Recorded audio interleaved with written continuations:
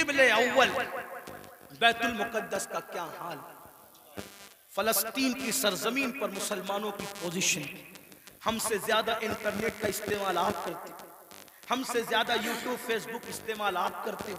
देखो उनके घरों का हाल, गौर करो, सोचो, तवज्जो करो। नहीं देखी वो क्लिपें? एक माँ के 2 बच्चे, दोनों शहीद हो गए, उसकी गोद उजड़ गई। मैं यहाँ जो माएँ और बहनें मौजूद है उनसे कहना चाहता हूँ, किसी माँ की गोद का दर्द एक औरत से ज्यादा कौन महसूस कर सकता है। लेकिन हम क्या कर रहे हैं पता है? हम इतना बड़ा कारनामा अंजाम दे रहे हैं इसमें, फलस्तीन के मुसलमानों के इसमें, कि जो वीडियो और जो क्लिपें और फोटोज आ रहे हैं बस एक दूसरे को ग्रुप में शेयर कर रहे हैं, देखो ये हो रहा है, ये हो रहा है। उनके लिए किया क्या? उनके दुख में कहां शरीक हो तुम? बताओ। अल्लाह के रसूल सल्लल्लाहु अलैहि वसल्लम ने फरमाया, मोमिन एक जिस्म की तरह होता है। जिस्म के किसी भी हिस्से को तकलीफ पहुंचे पूरा जिस्म तड़पेगा। आंख में अगर कचरा चला जाए आंख रोएगी, दिमाग मशवरा देगा, हाथ हरकत करेगा, प्लान बनेगा, कचरा निकाला जाएगा। कोई ये कहेगा कि नहीं, हाथ ये नहीं कहेगा कि मुझे तकलीफ नहीं है मैं कुछ नहीं करूंगा। दिमाग कहेगा कि मुझे कोई प्रॉब्लम नहीं है मैं कुछ नहीं करूंगा, मुझे क्या, मैं तो नहीं। जब तक जिस्म में जान है कोई तकलीफ, उसको पैर दर्द कर रहा है, आंख रो रही है, दिल धड़क रहा है, हालांकि आंख और पैर में कितना फासला है, हाथ में चैन हो रहा है, दिल की धड़कनें तेज हो रही है। कब तक? जब तक जिस्म में जान है। लेकिन जान निकल गई फिर उसको मारो काटो कुछ भी करो, कोई तकलीफ होगी, कोई दर्द होगा? नहीं होगा। तो जब तक मुसलमानों में ईमान है, किसी भी मुसलमान को दुनिया के खित्ते में तकलीफ पहुंचेगी वो तड़पेगा, वो बेचैन होगा, वो बिलबिलाएगा, वो बिलकेगा। आपसे पूछता हूं, क्या दुख में शरीक हुए? हाथ मत उठाना, लेकिन अपने आप में डूबकर सोचो, कितने मुसलमान हैं जिन्होंने फलस्तीनी मुसलमानों के लिए अल्लाह की बारगाह में रो रो कर दुआ की। जो कौम इतनी खुदगर्ज हो कि वो अपने पड़ोस में रहने वाले भाई के दुख पर नहीं रोता, वो फलस्तीनियों के दुख पे क्या रोएगा? उनसे कोई तुम्हारा रिश्ता नहीं है? जिनकी गोद खाली हो गई, जिनके घर के घर वीरान हो गए, आबादियां कब्रिस्तानों में तब्दील हो गई, सोचो उनके घर की छत भी खत्म है, वो बगैर छत के जिंदगी गुजारे। जवान जवान औरतें बेवा हो गई हैं, लाशें इतनी लाशें हैं कि पहचान नहीं हो रही है। दफन करने के लिए जगह का मामला, कफन का मामला। एक लेडीज की 1 मिनट की क्लिप मेरे कान में आई, मैं पूरी सुन न सका, तड़प गया। वो कह रही थी इंग्लिश में कि हमारे छोटे छोटे फलस्तीनी बच्चे अब अपने हाथों पर नाम लिख रहे हैं, और अपने हाथों पर इसलिए नाम लिख रहे हैं कि उनको ऐसा लगता है पता नहीं जालिम इजराइल की तरफ से कब बम बरस जाए और हम मर जाएं तो नाम हाथ पे लिख दे, ताकि हमारे घर वाले इसी नाम की वजह से हमें पहचान सके। कोई ताल्लुक नहीं उनसे आपका। आज भी मुसलमान मस्जिद को वीरान करता रहेगा। आज भी जिना की फिल्म देखोगे तुम, आज भी चेहरे से दाढ़ी मुड़ाकर गटर में फेंकोगे तुम। बुरा मत मानना, वो जिस बहन के 2 बच्चे उसकी गोद में शहीद हो गए, अगर उस बहन की बजाय आपकी बहन होती तो भी आज आप ऐसे ही गुनाह करते। अल्लाह, उनकी छतें जो बर्बाद हो गई, अल्लाह ना करे, अल्लाह तुम्हें वो दिन कभी ना दिखाए, फकीर की दुआ है। अगर उनकी जगह तुम्हारे भी छतें खत्म हो जाती तो तुम ऐसे ही धींगा मस्ती करते, ऐसे ही ऐशो इशरत करते। कोई ताल्लुक नहीं है उनसे, रिश्ता बस इतना ही कि वो क्लिपें बांटते फिरो ग्रुप पर। अरे कम से कम ये तो सोचा होता कि हजारों किलोमीटर दूर हम हैं, उनकी कोई मदद नहीं कर सकते। मैं तो पूरे हिंदुस्तान में लोगों को, नौजवानों को कह रहा हूं, जंग फलस्तीन में हो रही है, उस जंग को लेकर हिंदुस्तान का माहौल खराब करने की कोई कोशिश न करे। अपने मुल्क में अमन रखो, रोड पे निकलकर गलत नारा नहीं लगाना, हालात खराब नहीं होना चाहिए। क्या मदद कर सकते हो? आसान तरीका, 1450 साल पहले रसूलुल्लाह ने हथियार दिया, अद्दुआ सलाहुल मोमिन, दुआ मोमिन का हथियार है। रोड पे निकलने की बजाय 5 वक्त मस्जिद को भर दो और हर मुसलमान गिड़गिड़ा कर फलस्तीनियों की मदद के लिए अल्लाह से दुआ करे, बैतुल मुकद्दस की हिफाजत के लिए दुआ करे और जालिमों की बर्बादी के लिए दुआ करे। हथियारों में जितनी ताकत नहीं है, उससे ज्यादा ताकत अल्लाह ने मुसलमानों की दुआ में रखी है। इंशाअल्लाह तुम गिड़गिड़ाओगे, गुनाह से तौबा करोगे, दुआ करोगे, इंशाअल्लाह फलस्तीनियों पर अल्लाह की मदद नाजिल होगी, बैतुल मुकद्दस की हिफाजत होगी, जालिम कैफर किरदार तक पहुंचेगा। लेकिन बड़ी माजरत के साथ नहीं आते हो ना, मस्जिद की तरफ नहीं आते हो, सब तरफ जाना चाहते हो, मस्जिद की तरफ नहीं आते हो। फिर कहता हूं, कुत्ते से सीख लिया होता। जब कोई कुत्ते को डंडा मारता है तो कुत्ता चिल्लाते हुए किसी और के दरवाजे पे नहीं जाता, कुत्ता चिल्लाते हुए अपने मालिक के दरवाजे पे आता है। कुत्ते को पता है कोई मार रहा है, अगर मार से मुझे कोई बचा सकता है तो मेरा मालिक ही बचा सकता है। मुसलमानों, दुनिया तुम्हें इतना पीट रही है, दुनिया तुम्हें इतना लूट रही है, कुत्ता पिटने के बाद मालिक की चौखट पे आ जाता है। तुम इंसान होकर कब आओगे मालिक के दरवाजे पर, अल्लाह के दरवाजे पे कब आओगे? याद रखना, कल भी अपने मसाइल का हल अल्लाह की चौखट पे था, खुदा के दर पे था, आज भी अपने मसाइल का हल अल्लाह की बारगाह में है। पलट आओ अल्लाह की तरफ, कहीं पनाह नहीं मिलेगी, पनाह मिलेगी तो उसी की बारगाह में मिलेगी। रुजू हो जाओ उसकी तरफ। गुनाह करके ना किसी को इज्जत मिली है ना आपको इज्जत मिल सकती है। मुझे पता है इन हजारों जवानों में कुछ ऐसे शहादतमंद चेहरे मुझे नजर आ रहे हैं जिनके दिलों में वाकई उम्मत का दर्द है, कौम का दर्द है। वो पलटेंगे, वो तौबा करेंगे, वो नादिम होंगे। हाँ हाँ मेरी कौम के जवानों, जरूर याद रखो, हर दरवाजे पे जा करके अगर इंसान जुर्म का एतराफ करता है, दुनिया की अदालतों का दस्तूर है, जहां पर जुर्म को कबूल कर लो तो अदालतें सजा सुनाती है। एक मेरे अल्लाह की अदालत है, वहां जुर्म कबूल कर लो तो सजा नहीं सुनाई जाती बल्कि माफ कर दिया जाता है। हर जगह का दस्तूर है कि अगर जुर्म कबूल कर लो तो लोग जलील करते हैं। ये मेरे अल्लाह की शान है, जुर्म कबूल कर लो तो युहिब्बुत तव्वाबीन का खूबसूरत तमगा गले में डाल दिया जाता है और महबूब बना लिया जाता है। तो आओ ना मेरे भाइयों, अल्लाह से दूर क्यों हो? वो अल्लाह जिसका फरमान है कोई मेरी तरफ चल के आता है तो मेरी रहमतें उसकी तरफ दौड़ कर जाती है। याद रखना, लड़का लड़की के नाजायज ताल्लुकात में कोई लुत्फ नहीं है, ये तवाई है। आओ अल्लाह से ताल्लुक जोड़े। क्या बात, वाह, आओ उसके करीब हो जाए। मैंने तो ये बुजुर्गों से सुना भी और महसूस भी किया, सबसे ताल्लुक जोड़ना मुश्किल है। तवज्जो है? क्या बात जी हज़रत। रजा नगर रामपुर वालों तवज्जो है, गिरदनवाज से आने वाले सबसे ताल्लुकात बनाना मुश्किल है। सबसे आसान अगर किसी से ताल्लुक बनाना है तो अल्लाह से। जल्दी नाराज नहीं होता, तवज्जो, जल्दी नाराज नहीं होता, जल्दी राजी हो जाता है। रब को मनाना बहुत आसान है, लेकिन ये मेरी कौम की जफाकारियों का मातम कौन करे? सबको मनाना चाहते हैं, रब को नहीं मना लेते, क्योंकि रब की नाराजगी की उनके पास अहमियत क्या है? सेठ नाराज नहीं होना चाहिए, बीवी नाराज नहीं होना, हत्ता के जिन बच्चों को हमने पैदा किया, जो हमसे वो बच्चे नाराज नहीं होना चाहिए। बच्चे कहे बेटा अब्बा खिलौना लेकर आना, भूल गए तो कहते बेटा सॉरी, सॉरी बेटा नहीं ला सका, भूल गया ना, कल लाएंगे। इस संडे नहीं लेकर के चले तफरीह के लिए। हम भी 50 बार सॉरी बोल चुके अपने बच्चों को, इसलिए कह रहा हूं। हाँ, लेकिन आपसे पूछता हूं, अपने छोटे छोटे बच्चों को मनाने की फिक्र है? वो यार, वो रब, अब जरा गौर करो उसकी नेमत पे गौर। चले बात में खत्म करने लगा था, लेकिन एक बात बहुत सोचने की है जी हजरत। उसकी नेमतों पे गौर करो। अल्लाह ताला पैदा होने से लेके मरे दम तक हमें ऑक्सीजन देता है। अपने घर पे क्या बिल आता है महीने का? क्या बात। किसी घर भेजा अल्लाह पाक ने, कोई बिल भेजा, कुछ मांगा अल्लाह ने। अगर 8 घंटे डॉक्टर ऑक्सीजन लगाए ना तो इतना लंबा बिल आता है कि इंसान सोचने लगता है कि मैं कहां चला गया था।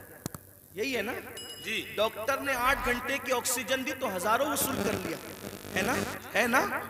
अल्लाह ताला ने पूरी जिंदगी ऑक्सीजन हमें फ्री में। कुछ मांगा, बोलो तो कुछ मांगा अल्लाह ने, मुझे बताओ तो सही, कुछ मांगा अल्लाह ने? कुछ नहीं।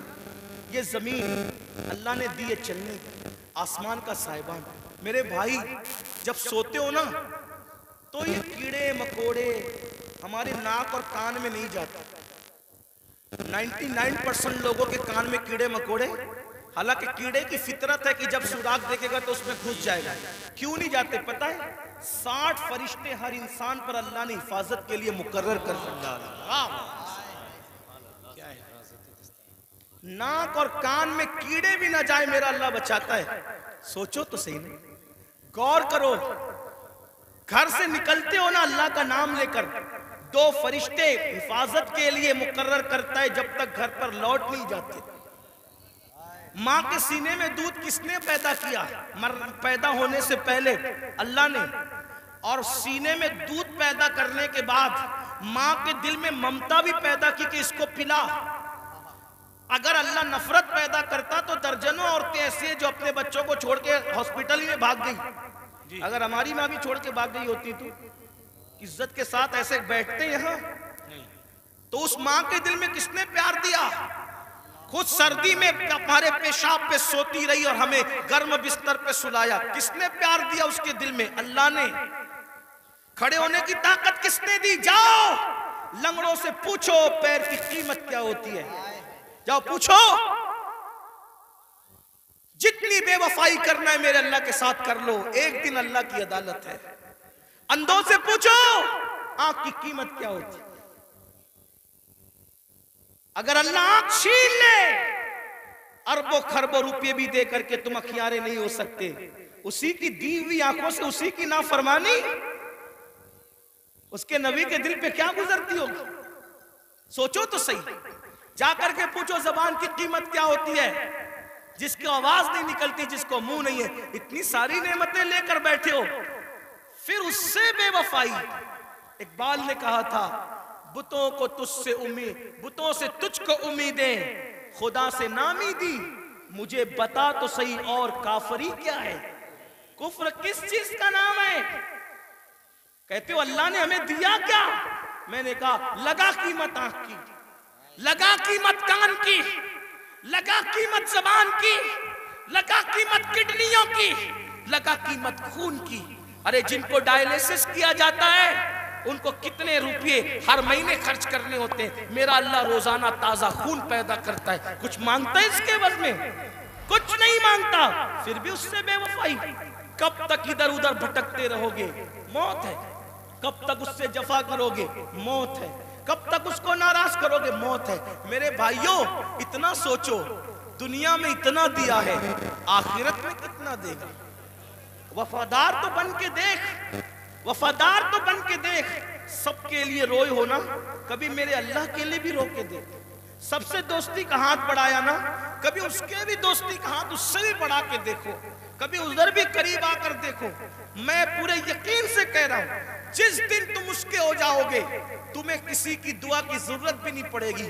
तुम खुद जिसके सर पे हाथ रख दोगे उसकी किस्मत बदल जाएगी। जिसके घर में तुम जाके बैठ जाओगे बरकतों का नुज़ूल होगा। उसके होके तो देखो, आसान है उसका बनना। गुनाह से निकलो, तौबा करो, अल्लाह को मनाओ, अल्लाह को गिड़गिड़ाओ, अल्लाह की बारगाह में गिड़गिड़ाओ, आओ बुका करो। सबके लिए रो चुके, उसके लिए रो के देखो कितना सुकून मिलता है। सबके पास गिड़गिड़ा चुके, उसके पास गिड़गिड़ा के देखो कितना करार मिलता है। सबके यहाँ अर्जियां लगा चुके, उसकी बारगाह में अर्जियां लगा करके देखो। आखिरी जो बात कहनी है सुने। एक बहुत खूबसूरत जवान थे, हुजूर अलैहिस्सलाम उनसे प्यार करते थे, क्योंकि जवानी में के वो सरदार बन गए थे। सरदार किसके? कबीले के, कबीले के सरदार बन गए थे। उस खूबसूरत जवान का नाम हदीस में दहिया कल्बी आता है। बनु कल्ब के सरदार थे, दहिया नाम था, दहिया कल्बी। हुजूर की तमन्ना थी ये जवान सुधर जाए, ये जवान। हुजूर जवानों से बहुत प्यार करते थे और जवानों के सुधरने पे हुजूर को बड़ी खुशी होती थी। और हुजूर अलैहिस्सलाम जिन जवानों के पीछे काम होती थी उन जवानों के लिए बहुत दुआएं भी करते थे, इसलिए कि जवान जवान होता है। हुजूर की खास तवज्जो जवानों की तरफ थी। देखो हुजूर अलैहिस्सलाम के सहाबा हुजूर के पर्दा फरमाने के तकरीबन आधी सदी तक के लोगों की रहनुमाई करते रहे, बल्कि पौना सदी तक। तो जो लोग सब जवान थे तभी तो ना। साद इब्न अबी वकास उस वक्त जंग में शरीक हुए जब उनके चेहरे पे दाढ़ी भी नहीं निकली थी। मौला अली 9 साल या 8 साल की उम्र के थे जब आपने कलेमा पढ़ा। हजरत सैयदना फारूक आजम 30-32 साल के थे जब आपने कलमा पढ़ा। हुजूर ने टारगेट जवानों को किया, इसलिए मेरा भी दिलचस्पी का उन्वान मेरी कौम के जवान है। मुझे पता है जब कोई जवान सुधरेगा इनकलाब आएगा, बल्कि जवान सुधरेगा तो बुढ़े और बच्चे दोनों सुधर जाएंगे। क्यों? क्योंकि जब जवान बेटा मस्जिद जाएगा, जवान बेटा मस्जिद जाएगा तो बूढ़ा तो शर्म के मारे मस्जिद आना ही है कि वो सुधर गया, अब मेरे पैर कब्र में लटक रहे, मैं घर में कैसे बैठूं? उसने तो सुधर नहीं है। लेकिन जवान बाप को जब बच्चा मस्जिद जाते देखेगा तो बच्चा बाप की उंगली पकड़कर खुद ही जाएगा। तो एक जवान सुधार दो, घर के 2 खुद ही सुधर जाएंगे। इसलिए इकबाल ने भी जवान को टारगेट किया, कहते नहीं तेरा नशेमन कसर सुल्तानी के गुंबद पर, नहीं तेरा नशेमन कसर सुल्तानी के गुंबद पर, तू शाही है बसेरा कर पहाड़ों की चट्टानों में। और उकाबी रूह जब बेदार होती है जवानों में, नजर आती है उनको अपनी मंजिल आसमानों में। छोड़ दो गुनाह, अगर जवानी में गुनाह छोड़ दोगे अल्लाह के महबूब बन जाओगे, अल्लाह के मकबूल बन जाओगे। जवानी में गुनाह छोड़ दोगे, तौबा करोगे, जन्नत में रसूलुल्लाह का पड़ोस नसीब होगा। अगर जवानी में गुनाह छोड़ दोगे अल्लाह बुढ़ापा इज्जत से भरपूर कर देगा। जो लोग जवानी में गुनाह छोड़ते हैं अल्लाह उन्हें इज्जत वाला बुढ़ापा अता करता है, वकार वाला बुढ़ापा अता करता है। तो याद रखिए। और फिर ये सब के सब जवान, मुझे बहुत खुशी होती है काश कि ये जवान, मैं आपको ये नहीं, देखिए एक मशवरा देता हूँ उलमाए किराम, अगर मैं गलती करूं तो मेरी इस्लाह करें। मैं आपको लिबास बदलने के लिए नहीं कह रहा हूं, आप कोई लिबास पहनिए शरीयत की हद में रहकर, तवज्जो, शरीयत की हद में रहकर आप कोई लिबास पहने। आपको मैं दिल बदलने के लिए कह रहा हूं, किरदार बदलने के लिए कह रहा हूं। हमारे यहाँ लिबास, जुब्बे कुब्बे कुर्ते की वो अहमियत नहीं है जो खशियत रब्बानी की अहमियत है। लिबास कोई हो, दिल खौफ और खशियत वाला हो, सर पे अमामा हो या ना हो, लेकिन किरदार मुतासिर करने वाला हो। खाने से पहले आपकी तबीयत में नमक चखने और न चखने की तरफ दिलचस्पी हो या ना हो, मैं सुन्नत को हकीर नहीं समझ रहा हूं, वल्लाह कभी नहीं, लेकिन आपसे कह रहा हूं आपकी तबीयत में खाने से पहले नमक चखने पे दिलचस्पी हो या ना हो, लेकिन इश्क रसूल की लज्जत की तरफ आपकी दिलचस्पी जरूर होना चाहिए। अहमियत इस तरफ है, चेहरे संवारने की बजाय किरदार संवारो। अपने सरों की टोपियां खूबसूरत करने की बजाय अपने किरदार को खूबसूरत करो। अगर कोई 2 घंटा बस में तुम्हारे बाजू में सफर कर ले तो वो कितना भी कट्टर मुतासिब हो, उसकी फिक्र बदल जाना चाहिए। और जब वो किसी अपने से मिले तो कह के मिले, मैं भी किसी मुसलमान के साथ सफर कर चुका हूं। लोग जो कहते हैं मुसलमान ऐसे नहीं होते, बल्कि मुसलमान तो ऐसे हुआ। एक बात मुझे यहाँ याद आई, बात आगे बढ़ाने से पहले एक बात, एक बस में एक मुसलमान सफर कर रहा था, तो जो कंडक्टर होता है तो वो उसने जानबूझकर टिकट लेने वाले मुसलमान को कुछ पैसे ज्यादा दे दिए, जानबूझकर। तवज्जो करना, लोग लोग हमारी किताबों की स्टडी नहीं कर रहे हैं, लोग हमसे इस्लाम सीखना चाह रहे, समझना चाह रहे। अगर आप इस नियत से सुधर के रहो, आप इस नियत से सुधर के रहो कि कम से कम मेरी वजह से कोई इस्लाम से बदजन नहीं होना चाहिए, ये सोचकर ये सोच के सुधर जाओ मेरे भाई। और अगर आपकी वजह से कोई इस्लाम से बदजन होगा, ये वो नुकसान है कि कयामत तक इस नुकसान का खमियाजा भुगतना पड़ेगा। इसलिए किरदार के धनी बनो। तो कुछ पैसे ज्यादा बस के कंडक्टर ने उसको मुसलमान को दे दी और उसके बाद उसने तजाउल आरफाना से काम लिया, यानी कि उसने जानकर अनजाना हो गया। मुसलमान ने पैसे गिने और गिनने के बाद उसने उसको बुलाकर कहा कि कंडक्टर साहब, ये पैसे आपने मुझे कुछ ज्यादा दे दिए, ये वापस ले लो। उसने कहा नहीं नहीं, मैंने ज्यादा नहीं दिए, वो ऐसे ही है। कहा नहीं, मैंने गिना है, ये ज्यादा, आप ले लें इसको, आप ले लें। कहा आखिर मैंने नहीं दिए तो क्यों लूं? तो कहा ये आपको लेने पड़ेंगे क्योंकि मेरा मजहब में इसकी इजाजत नहीं है। तब कंडक्टर ने कहा दुनिया झूठ बोलती है, तुम सच्चे हो। लोग कहते हैं मुसलमान ऐसे होते, मुसलमान वाकई ऐसे। मेरे भाइयों, एक दौर था, दुनिया के कोई भी मजहब का आदमी अगर सफर करना चाहता था और अपनी बेटी को और अपनी बीवी को अकेले छोड़ के जाना चाहता था, तो वो मुसलमान ढूंढता था कि मुसलमान के पास छोड़ के जाऊंगा, क्योंकि ये मुसलमान है, ये किसी की औरत पर हाथ नहीं डाल सकता। ये अपनी पहचान थी, अपनी अमानतें मुसलमान। आप देखें, तारीख है ना, मक्के वाले हुजूर पे पत्थर भी मारते थे, और जब अमानत रखने की बात आती तो अबू जहल और अबू लहब के पास नहीं रखते थे। मालूम है कि ये डाकू लोग हैं।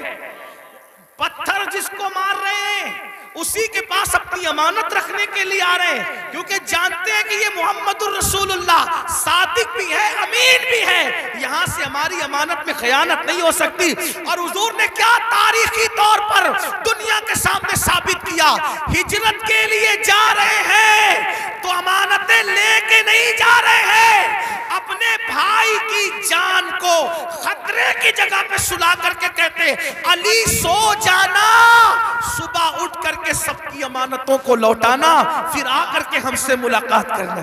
देख रहे हैं आप, ये होता है किरदार, ये होता है कि इसीलिए बद्र में जो काफिर आए थे मक्के के गुंडे, वो हुजूर से आंखें नहीं मिला सके। क्यों? क्योंकि हुजूर उनकी अमानतें लेकर नहीं बल्कि अमानतें अदा करके बताया कि दुश्मन जान का दुश्मन भी हो, उसकी अमानत में भी खयानत मत करो। और आज तो मुसलमान का हाल ये, लोग मस्जिद मदरसे की रकम आगे छोड़ देते हैं। ये हालात सब ऐसे नहीं होते। लोग जो है वो अभी सुनने में आता है हज का पैसा लेके भाग गए, उमरा का पैसा ले। मुसलमानों कुछ तो ख्याल करो, क्या बात है? हज उमरा का पैसा लोग जो रुपया 2-2 रुपया जोड़ करके, गरीब लोग कैसे जोड़ते हैं, लोग ले ले करके भाग जाते। सोचो तो सही ना, अंदाज तो करें कितना गिरेगा इंसान। कोई हद है गिरने की। एक वक्त तो वो था और एक वक्त ये है। लोग अमानतें हमारे पास रखते थे, बीबियां बच्चियां हमारे पास छोड़ जाते थे, ये खयानत नहीं करेंगे। और आज मुसलमानों के मोहल्लों में लोग घर नहीं लेते, ये हाल है। तो चले बात को मैं समेट रहा था, क्या अर्ज कर रहा था कि हुजूर की तमन्ना थी कि दहिया कल्बी मुसलमान हो जाए जी, क्योंकि दहिया कबीले के सरदार। हुजूर ने दुआ भी की, अल्लाह ताला दहिया को ईमान की दौलत। दहिया आए थे बड़े खूबसूरत, दहिया कल्बी जब आए तो हुजूर ने उनकी तालीफ कल्बी के लिए चादर बिछा दी। दहिया ने चादर उठाई, अर्ज की आका मैं इस चादर पे बैठने के काबिल नहीं हूं। और फिर अर्ज की आका मैं तो कलेमा पढ़ने आया हूं, गुलामों में शामिल होने आया हूं। हुजूर खुश हो गए, फरमाया कलमा पढ़ लो। का नहीं, हुजूर एक अर्ज करना है कि मैंने अपने कबीले की 500 लड़कियों को अपने हाथों से दफन किया जिंदा। तो जो 500 लड़कियों का कातिल हो वो कलमा पढ़ेगा तो क्या उसके गुनाह माफ हो जाएंगे? उसके गुनाह माफ हो जाएंगे। हुजूर ने सर झुका लिया। जिब्रील आए, या रसूल अल्लाह, अल्लाह सलाम फरमाता और कहता है बोलो इसको कि पढ़ ले एक मर्तबा ला इलाहा इल्लल्लाह मुहम्मदुर रसूलुल्लाह। सिर्फ 500 लड़कियों का कत्ल ही नहीं और भी कुछ किया है तो सब माफ हो जाएगा। हुजूर ने कहा पढ़ ला इलाहा इल्लल्लाह। जो कलमा पढ़ता है ला इलाहा इल्लल्लाह, अल्लाह कलमा पढ़ने से पहले के सारे जराइम माफ कर देता है। दहिया ने कलमा पढ़ा, हुजूर रोने लगे। साहबा ने पूछा हुजूर खुशी का मकाम है, क्यों रोते हैं? आका फरमाते काफिर कलमा पढ़े तो सब मिट जाए, अगर मोमिन ये कलमा पढ़े तो खुदा उसे क्या मकाम अता फरमाए। तो अल्लाह के बंदो तौबा करो, अल्लाह की तरफ आओ। अल्लाह पाक से दुआ है, अल्लाह सबसे पहले मुझे आपको अमल की तौफीक दे। जहन्नम से खुद बचो, जहन्नम से बचाने की कोशिश करो। गुफ्तगू के दरमियान कोई गलती हो तो अल्लाह ताला माफ़ करे। अस्तगफिरुल्लाह रब्बी मिन कुल्ली ज़म्बिन व अतूबु इलैह।